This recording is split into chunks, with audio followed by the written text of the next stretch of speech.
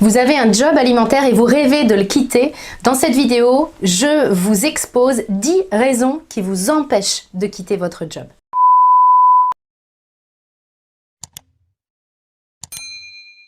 Si vous regardez cette vidéo, sans doute que vous êtes dans un job alimentaire, un job qui ne vous fait pas vibrer et puis vous aimeriez quitter ce travail-là, mais ça fait peut-être des jours, des mois, voire des années que vous y pensez et vous n'arrivez pas à passer le cap. Voire même ça vous agace parce que vous vous demandez ce qui fait que vous n'arrivez pas à agir. C'est devenu très inconfortable pour vous, vous vous demandez ce qui cloche avec vous. Déjà dans un premier temps dans cette vidéo, je veux juste vous rassurer, vous dire que vous n'êtes pas le seul, vous n'êtes pas la seule à être dans un job alimentaire et à ne pas oser franchir le pas. Il n'y a rien qui cloche avec vous, c'est simplement que vous êtes humain et comme beaucoup d'humains, vous avez des raisons qui vous empêchent de quitter ce job. Je veux vous les dresser aujourd'hui dans cette vidéo. Moi j'en ai recensé 10, cette liste n'est sans doute pas exhaustive, mais vous allez voir que vous allez sans doute retrouver des blocages conscients ou inconscients. À mon sens, le premier pas vers le changement, c'est déjà de mettre la lumière sur ce qui nous bloque, ce qui nous empêche de changer. Ça amène de l'acceptation et puis ça amène de la compassion aussi pour soi parce qu'on peut comprendre qu'un challenge de changement de job, c'est quand même quelque chose qui est important à vivre et qui a des conséquences dans pas mal de domaines de notre vie. Je l'ai vécu moi-même. Moi aussi, j'ai démissionné de la fonction publique, donc je sais ce que c'est que de changer de job et je sais aussi ce qui m'en a empêché pendant 15 ans. Parce que pendant 15 ans, j'ai été dans ce job alimentaire, je savais que ce n'était pas ma place, mais je n'arrivais pas à changer. Donc je veux vous partager mon expérience et partager également 10 points, 10 raisons qui vous empêchent de quitter votre job, même si vous savez très bien qu'il n'est pas fait pour vous. La première raison, la plus évidente, c'est que parfois on ne sait pas ce qu'on devrait faire ou on ne sait pas le job qui serait mieux pour nous. Si je prends mon exemple, j'ai enseigné pendant 15 ans et je n'avais toujours fait que ça. Donc ça a été un point vraiment très angoissant pour moi parce que je me disais ok je pars mais je pars pour faire quoi? Et je n'en avais aucune idée. Donc forcément, partir pour partir, le risque est encore plus important et ça m'a encouragée, entre guillemets, ça m'a encouragée à rester dans ce job pendant 15 ans alors que je savais que c'était pas fait pour moi. Donc c'est sûr que si vous ne savez pas pourquoi vous voulez partir et quelle nouvelle activité vous voulez tenter, ça vous complique la tâche. Alors si vous êtes dans cette situation-là, à la fin de la vidéo, je vous partagerai une ressource qui va vraiment être importante pour vous et qui va lever ce blocage-là. Deuxième blocage, ce sont nos peurs. Lorsque j'ai posé ma démission, une de mes collègues m'a dit « Ouais, si t'as pas peur, t'as raison, il faut le faire. » Et je vous avoue que je suis restée bouche bée parce que bien sûr que j'avais peur. Ça m'a étonnée qu'on puisse croire un seul instant que de démissionner d'un poste de fonctionnaire, je le faisais vraiment comme ça par-dessus la jambe et avec aucune peur. J'étais morte de trouille. Donc nos peurs nous empêchent de changer de travail, notamment parce que nous avons une mauvaise compréhension de nos peurs. Souvent, moi on me dit mes peurs m'empêchent d'avancer, mes peurs m'empêchent de quitter mon job. Non. Nos peurs n'ont pas cette capacité-là. Elles sont là, elles sont humaines, ce sont des émotions qui sont complètement légitimes. Ça veut simplement dire qu'on n'est pas là pour faire n'importe quoi, donc c'est plutôt rassurant.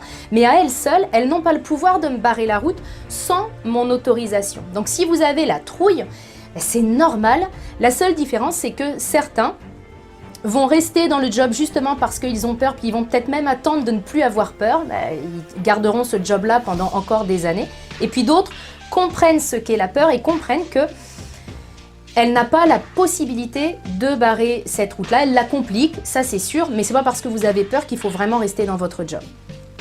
Le troisième élément qui nous empêche de quitter notre job alimentaire, c'est notre besoin de certitude. On aime tout contrôler. On aime être sûr que ça va marcher, sûr que nous faisons le bon choix. Et dans la plupart des cas, cette certitude-là, on ne l'a pas. Lorsque j'ai quitté mon poste, je n'avais pas la certitude que mon entreprise de coaching allait fonctionner. Il a fallu finalement que je mette un pied dans le vide pour m'apercevoir qu'il y avait quelque chose en dessous, puis que je pouvais m'appuyer, puis que je pouvais gravir les marches. Mais lorsque j'ai fait ce pied dans le vide, je ne voyais rien, je ne voyais pas tout le haut de l'escalier. Donc, si on se cramponne à notre besoin de certitude, on ne fait rien. C'est le vieux dicton « un tien vaut mieux que deux, tu l'auras ».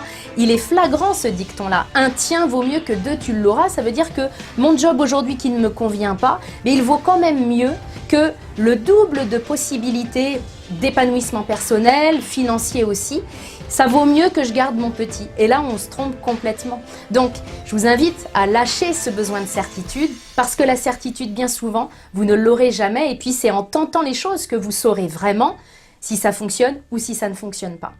Quatrième point, important aussi celui-ci, dès que je parle de reconversion professionnelle avec quelqu'un, la notion d'argent débarque quelques minutes après. Et dès que je parle avec quelqu'un de se lancer dans ce qui est communément appelé sa mission de vie, eh bien, tout de suite après vient le fait de manquer d'argent. C'est comme si on avait deux options, soit s'éclater au travail, soit gagner de l'argent. On oublie complètement qu'on peut avoir les deux.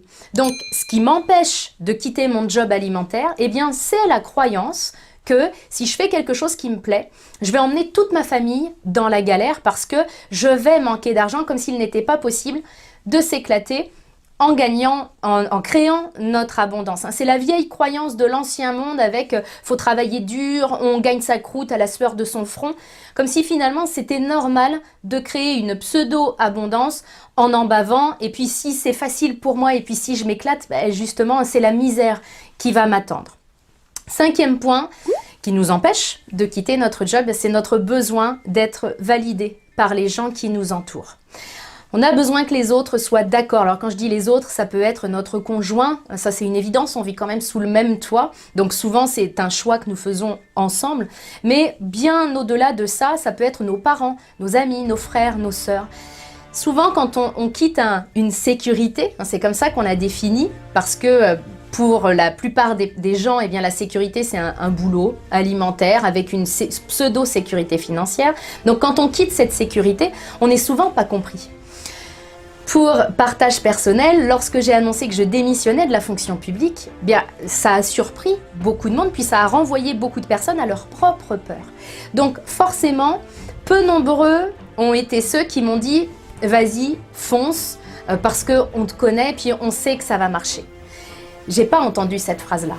Si j'avais attendu la validation de tout le monde, parce qu'on en a besoin de cette phrase, on rêverait de l'entendre, mais elle ne vient pas. Et souvent, comme elle ne vient pas, on va se cacher derrière ça pour rester dans son job en attendant que les autres nous valident et que les autres comprennent notre choix. Sauf que quand c'est vraiment un appel du cœur de quitter ce job alimentaire parce qu'on n'en peut plus d'aller travailler avec la boule au ventre par exemple, on ne peut pas expliquer rationnellement ce choix-là. C'est vraiment parce que je le sens comme ça. Moi, quand on m'a demandé « mais pourquoi tu démissionnes et pourquoi tu ne prends pas une disponibilité par exemple ?»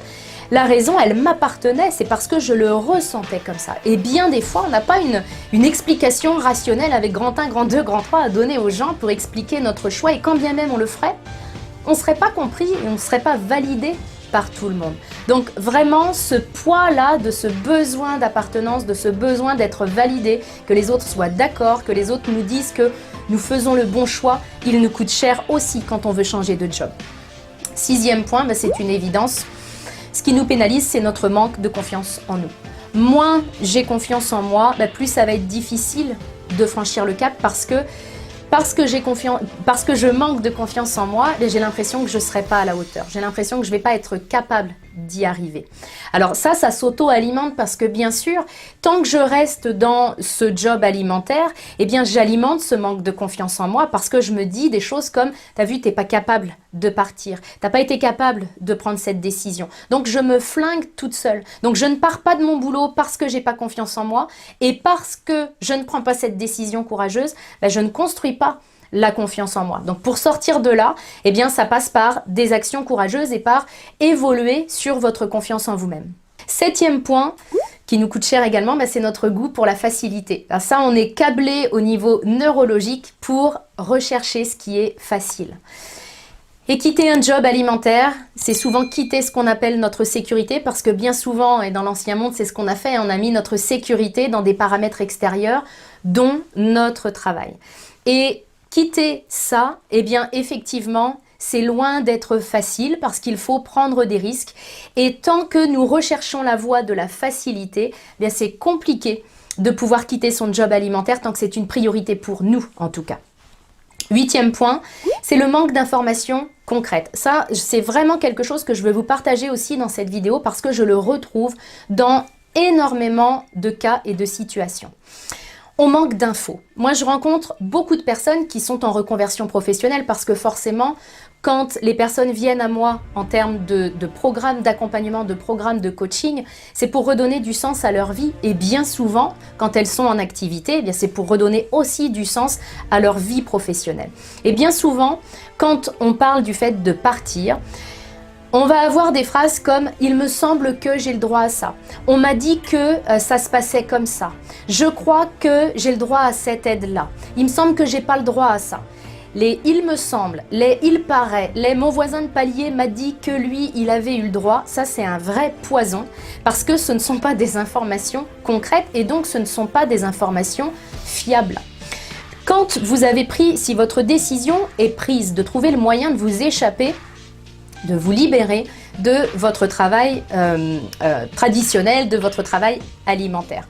Renseignez-vous des modalités si vous partez, de l'éventail de possibilités pour pouvoir partir, parce que oui, il y a la démission, mais il n'y a pas que ça. Aujourd'hui, les lois ont évolué, les possibilités de quitter notre job ont évolué. Donc, explorez toutes ces possibilités-là et mettez des chiffres en face de ça. Puisqu'on le sait, vous et moi, c'est l'argent souvent qui nous retient dans un job alimentaire. C'est pas pour rien qu'il porte ce nom-là. Donc, mettez vraiment des chiffres clairs et concrets. Si vous devez vous renseigner sur des sites de l'État, si vous êtes dans la fonction publique par exemple, parce que dans la fonction publique, il y a des possibilités de partir et de partir avec une indemnité. Moi, quand je suis partie, on m'a dit que j'avais le droit à rien. C'est pas vrai. J'ai eu une enveloppe pour pouvoir partir, pour quitter définitivement mon poste. Si j'avais écouté les bruits de couloir, je serais sans doute encore dans mon poste parce que partir avec zéro, ça aurait été nettement plus compliqué. Ça l'a déjà été, mais là, ça aurait été vraiment mission quasi impossible. Donc, renseignez-vous. Faites-vous le cadeau de mettre noir sur blanc les possibilités que vous avez de partir. Le fait, si vous voulez partir pour créer votre entreprise, eh bien, mettez noir sur blanc quel est votre patrimoine, combien avez-vous de côté, combien de mois vous pouvez suivre, parce que vous pouvez vivre, parce que vous allez voir que vous allez apaiser déjà de beaucoup vos peurs, puis surtout, vous ne ferez pas n'importe quoi, notamment si votre peur c'est d'emmener, je l'entends souvent, et moi aussi je l'ai pensé, si votre peur c'est d'embarquer votre famille dans la galère, eh bien, mettez sur papier ce qui va faire que justement, vous n'allez pas l'emmener dans la galère, parce que vous ne changez pas de job pour emmener votre famille dans la galère, c'est pas là votre intention. Donc vraiment, validez les infos, allez sur des sites officiels. Je vois parfois passer des questions sur des groupes Facebook qui ne vont finalement que prendre les avis des différentes personnes. Mais l'avis d'une personne, c'est pas 100% de fiabilité. Il vaut mieux un site officiel, recoupez vos informations et allez chercher vraiment des certitudes parce que certaines de vos peurs sont liées à un manque d'informations. 9e point qui fait qu'on a du mal à quitter notre job alimentaire, c'est le manque de courage. Puis il n'y a pas de jugement dans ce que je vous dis parce que moi je pensais vraiment il y a quelques années que certaines personnes étaient téméraires, courageuses, osaient prendre leur vie en main et puis d'autres non et franchement je me mettais dans la 2e catégorie. Ce que j'ai découvert aujourd'hui, c'est que le courage, c'est un muscle. Et que si il y a une dizaine d'années, je pensais que je n'étais pas courageuse, c'est que j'étais jamais allée dans la salle de musculation. Je prenais toujours mes choix par la facilité dont on parlait tout à l'heure. Donc c'est ça qui faisait que je jouais petit. Le courage, c'est un muscle. Il suffit de le prendre à deux mains, puis d'aller le muscler vraiment. Et de se dire, tiens, si vraiment j'étais courageux, si j'étais courageuse, qu'est-ce que je ferais dans cette situation-là? Et c'est en faisant des choses dont vous ne vous sentiez pas capable au départ que vous allez muscler votre courage et que vous allez être capable de prendre des vraies décisions courageuses. Dernier point, c'est un point qui est important pour moi, c'est le manque de confiance, le manque de foi dans la vie. Puis quand je vous parle de foi, je ne vous parle pas de foi religieuse, je vous parle d'une vraie foi, d'une confiance absolue dans la vie. Si votre chemin passe par changer de job, si vous êtes hyper aligné avec cette décision, si vous trouvez le job qui va être idéal pour vous, et je vais vous en reparler dans quelques minutes, si c'est votre voie, que vous bougez vos pieds là où vous devez les bouger, c'est évident que ça va marcher. Et quand on a cette foi en la vie que tout est pour le mieux et que c'est une co-création, moi je fais ma part et la vie va faire sa part aussi avec ce qu'on appelle communément la chance, ce qu'on peut appeler les synchronicités, tout va bien se goupiller finalement. Et quand on a cette foi-là, bien sûr qu'on ose faire des choses plus courageuses, plus ambitieuses, plus gonflées, que quand on n'a aucune foi dans la vie et puis quand on envisage toujours le pire.